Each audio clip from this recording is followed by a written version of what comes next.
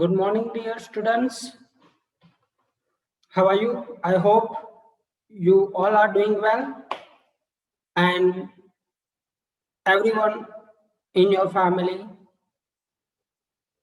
are okay. Today we are going to look about class 9th English medium supplementary unit number 5. Up to now we have completed unit number 1 to 5 from main book, 1 to 5 poems from main book, and 1 to 4 supplementary units from your supplementary book. Today we are going to look about class 9th supplementary unit number 5 जिसका title है The Happy Prince. The Happy Prince was a beautiful statue. In the story, that statue was made of happy prince or a prince in such a way it is meant that it looks so beautiful and happy.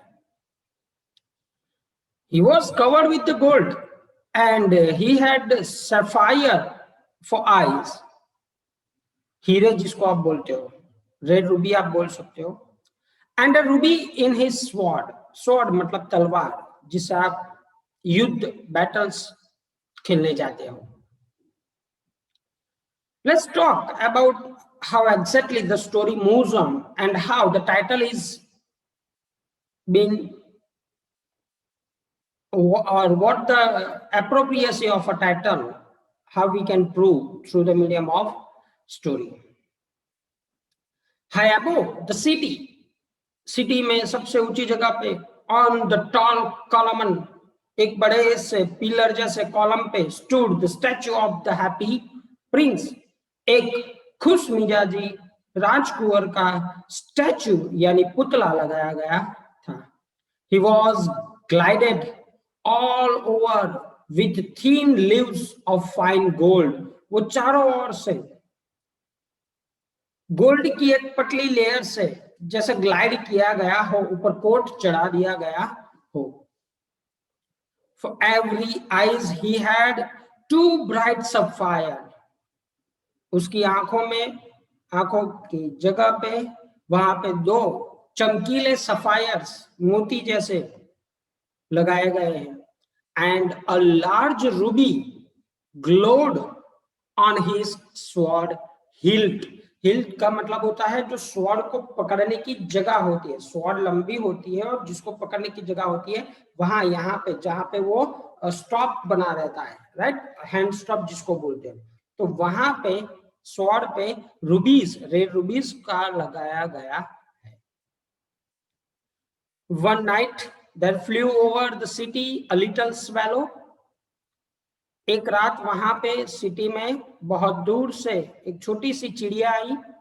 His friends had gone away to Egypt 6 weeks before. उस चिड़िया के दोस्त 6 week पहले Egypt की ओर निकल चुके थे. But he had stayed behind. वो पीछे रह गई थी. Then he decided to go to Egypt too. और उसके बाद उसने डिसीजन लिया कि उसको भी इजिप्ट जाना चाहिए. All day long he flew. पूरा दिन वो उड़ती रही. And at night time he arrived at the city. करीबन रात का समय था, उस टाइम पे वो उस सिटी में आके रुकी जहां पे ये हैप्पी प्रिंस का स्टैचू था. Where shall I put up? He said.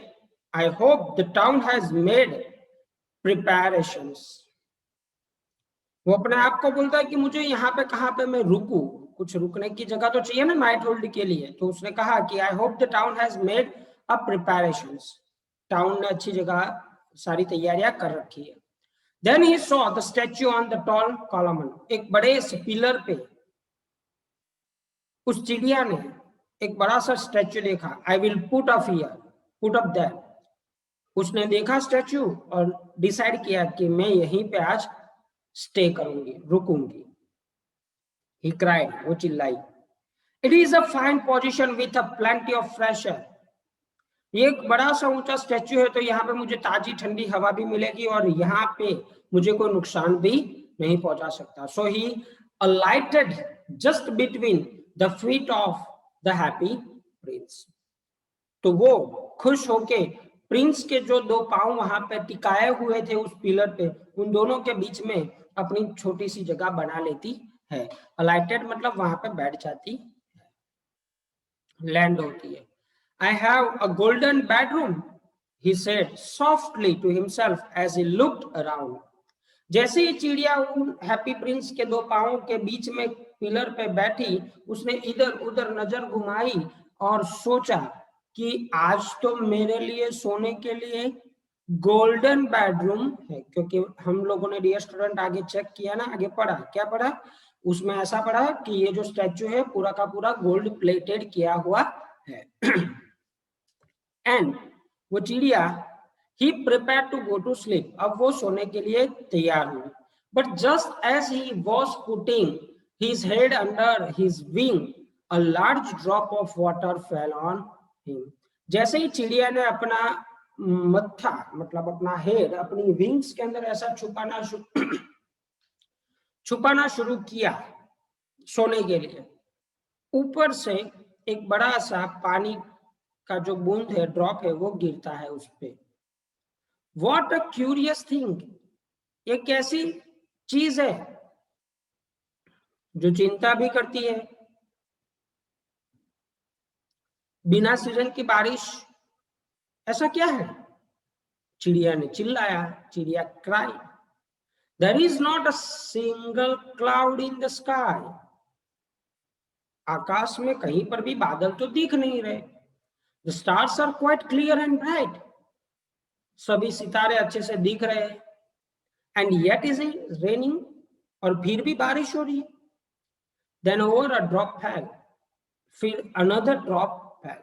दूसरी बूंद गिरती है. What is the use of statue if it cannot keep the rain off? चिड़िया ने कहा कि इस स्टैच्यू का मैं क्या करूं, अगर ये रेन को नहीं रोक पाता तो मुझे इस स्टैच्यू का मतलब ही क्या. I must look for good chimney pot. And he determined to fly away. चिड़िया ने सोचा कि मुझे अच्छा चिमनी पॉट चाहिए जहां पे बारिश की एक भी बूंद न गिरे, और चिड़िया ने वहां से उड़ने का फैसला किया. But before he had opened his wings, जैसे ही चिड़िया ने अपने उड़ने के लिए विंग्स को फैलाए, the third drop fell. तीसरी बूंद गिरी. And he looked up.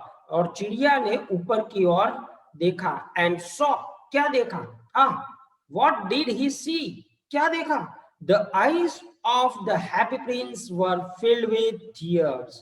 ये हैप्पी प्रिंस का जो स्टैच्यू था उसकी आंखों से आंसू बह रहे थे. And tears were running down his golden cheeks.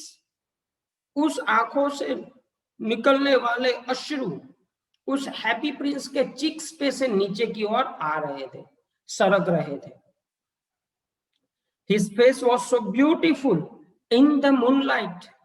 Moonlight में उसका चेहरा बहुत सुंदर दिखता था. That the little swallow was filled with pity. उस चिड़िया को उस स्टैच्यू के बारे में दुख होता है.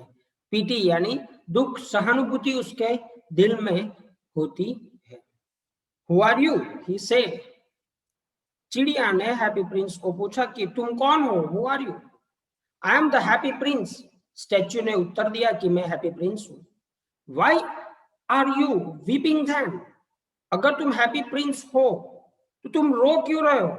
Swallow asked. स्वैलो ने पूछा. You have quite drenched me. तूने मुझे करीबन करीबन भिगा दिया है, मुश्किल में डाल दिया है, उलझन में डाल दिया है. When I was alive, जब मैं जिंदा था, and had a human heart, मेरे पास मनुष्य के जैसे दबकने वाला जब हृदय था, answered the statue. स्टैच्यू ने ऐसा उत्तर दिया. I did not know what tears were. Statue आगे बोलता है कि जब मैं ह्यूमन था तब मुझे मालूम ही नहीं था कि आंसू क्या होते हैं।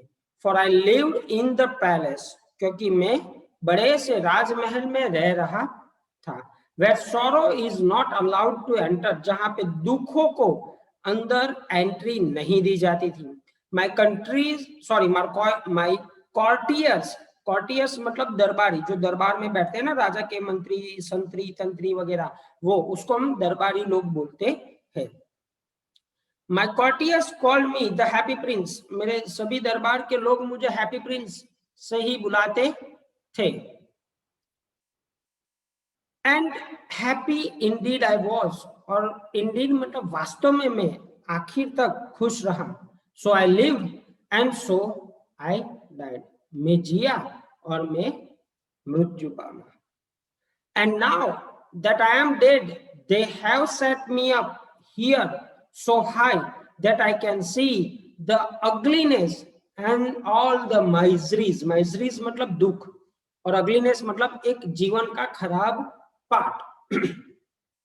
माय डियर स्टूडेंट, यहाँ पे एक चीज आपको समझनी पड़ेगी कि जीवन में सदा सुख की कामना आपको आपके जीवन पर्यंत में कुछ नुकसान दे सकती है। आपको दोनों की मालूम होना चाहिए, क्या सुख होता है उसका भी मालूम होना चाहिए, क्या दुख होता है उसका भी मालूम होना चाहिए। जीवन के अंदर कभी भी किसी एक चीज को स्टिक रह के एडमायर करके हमें अपनी लाइफ नहीं जीनी चाहिए। We have to be ready for all what will come in a form of adversities और हैप्पीनेस इन अवर लाइफ। मेरे सारे कॉर्टियर्स ने मुझे, जब मैं पूरा जीवन जिया तब एक हैप्पी प्रिंस की तरह जिया, मुझे वहां पे किसी भी किस्म का दुख दर्द नहीं महसूस होने दिया। लेकिन मेरे मरने के बाद उन लोगों ने मेरा स्टैचू इतनी ऊंची जगह पे लगा दिया ताकि मैं देख सकूं कि जीवन का दुखों वाला हिस्सा कौन सा होता है। I can see the miseries of my city, मैं अपने सिटी का, जहां का मैं प्रिंस हूं, उसके दुखों को देख सकूं। एंड दो my heart is made of lead yet I cannot choose but weep, और इसलिए मेरा हार्ट लीड का बना है, मैं चाहकर भी उसको रोक नहीं सकता, मुझे रोने के अलावा मेरे पास और कोई विकल्प नहीं है। What is he not solid gold, said the swallow of to himself, swallow ने कहा कि यार ये सोने जैसा दिखता है तो क्या वो पूरा का पूरा सॉलिड नहीं है, पूरा का पूरा गोल्ड से नहीं बना। He was too polite to make any proposal remark, वो बहुत धीरे से बोलता है, पोलाइट नम्रता के साथ ये चीज बात करता है ताकि जो भी पर्सनल चीजें होती है वो जान सके। Far away, he continued, the statue in a low musical voice, statue ने अपने धीमी आवाज में कहा कि फार अवे, बहुत सालों पहले, far away in a little street there is a poor house, यहां से थोड़ी दूर गली पे एक गरीब का घर है। One of the Windows is open, एक उस घर की एक खिड़की खुली है। And through it I can C a woman seated at a table, उस खिड़की में से मैं देख सकती हूँ कि एक औरत वहां एक टेबल पे बैठी हुई है। Her face is thin and worn, उसका चेहरा पतला और थोड़ा सा गंदा हो चुका है। And she has a coarse red hands all pricked by the needles, जैसे उसके हाथ खुरदुरे हो चुके हो, लाल हो चुके हो, जिसमें कोई सुइया चुभाई गई हो, ऐसा लग रहा है। For she is a seamstress, बहुत गरीब है, दुखों से जैसे दब सी गई है। She is embroidering flowers on a satin gown for a loveliest of the queen's maid of honour, उसने क्वीन की मेड के लिए, उस ऑनर के लिए उसने बहुत अच्छे अच्छे फ्लावर्स वहां पे उसके ड्रेस पे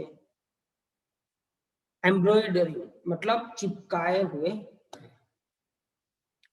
to wear at the next court ball, जब भी क्वीन नेक्स्ट कॉर्ट में हाजिर हो उसके लिए वो पहनने के लिए बनाए। In a bed in the corner of the room her little boy is lying ill. उसी रूम में एक कॉर्नर है, उस कॉर्नर में एक बेड पड़ा है जिसपे उसका लड़का इल मतलब उसकी तबीयत बहुत खराब है वहां पे पड़ा है। टू ले मतलब पड़े रहना। He has a fever. उस लड़के को थोड़ा सा बुखार है। And is asking his mother. वो अपनी माँ को पूछता है टू गिव एन ऑरेंजेस। उसको ऑरेंज चाहिए। His mother has nothing to give him. उसकी माता के पास उसको देने के लिए कुछ नहीं होता है। But river water so he is crying. नदी के पानी के अलावा उस माता के पास उस बच्चे को देने के लिए कुछ नहीं होता है। Swallow swallow swallow swallow. वहां पे उस मदर के पास उस बच्चे को नदी के पानी पिलाने के अलावा और कुछ नहीं होता है। सो ही इज क्राइंग। बच्चा है ना वो रो रहा है। अब प्रिंस उस छोटी सी स्वेलो को मतलब उस चिड़िया को बोलता है, swallow swallow O little swallow, will you not bring her the ruby out of my sword hilt. क्या तुम मेरी इस स्वॉर्ड हिल्ट पे बनी रूबी निकाल नहीं सकती। My feet are fasten to this pedestal and I cannot move. मेरे पांव इस पेडेस्टल मतलब जहां पे पांव रखने की जगह बनाई गई, पिलर रखा गया, वहां पे फिक्स कर दिए गए। मैं यहां से मूव नहीं कर सकता हूं। तो क्या तुम ये मेरी स्वॉर्ड में से एक रूबी निकाल के वहां पे जाके नहीं दे आ सकती। I hope, my dear student, this will help you to understand the unit better. Please read it yourself as well so that you can get your own interpretation or own understanding. Thank you very much. Stay home, stay safe.